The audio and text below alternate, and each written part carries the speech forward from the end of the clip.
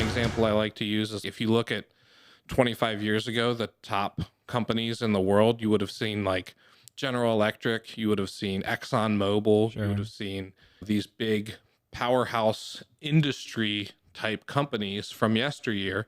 Now, when you look at the top companies in the world, Apple, Tesla, Google, Tesla in value for sure. Yeah, Amazon. Yeah, Tesla's a great example in the automotive industry. They're worth, I think, like multiple times what Ford and GM are worth. Yeah.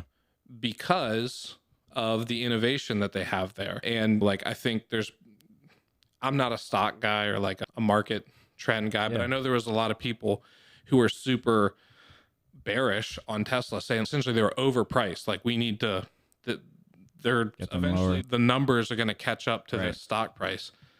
But when you see stuff like in the news recently with Tesla, Ford, GM, Rivian, and I think even more companies have all decided they're going to start manufacturing their cars with the Tesla plug, and Tesla's going to allow them on their charger network because theirs is far and away the best charger network in the country. Then, okay, now all of a sudden they're not just an automaker anymore. Now they're Shell. Yeah. Or now they're they're the producer of, they're the distributor of the electricity. Yeah. So that's a great example of innovation. I don't want to get too far down the rabbit hole on Tesla. Like the way they launched their company was essentially, we're going to make a really super premium car. They made the Tesla Roadster, and it was built on a Lotus shell. And they were going to sell these $100,000 plus cars. And then we're going to roll out the Model S, which is also a 100,000 model. So we're going luxury. And then only once they'd established, hey, we've got this super car, now we've got this luxury electric car. Then they rolled out the Model 3, which was the affordable for everybody car. So they essentially bankrolled themselves by establishing what I think a lot of companies go the opposite. And I'm not suggesting their way is the best way.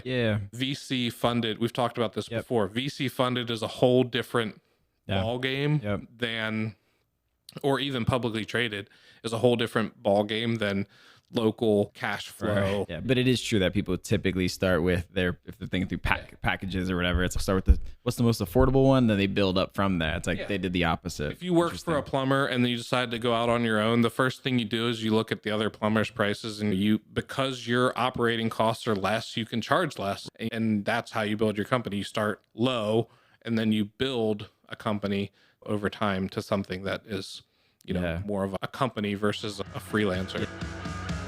If you enjoyed this Brand Nerd podcast clip, be sure to subscribe so you never miss an episode. In the meantime, here are additional videos you might find illuminating.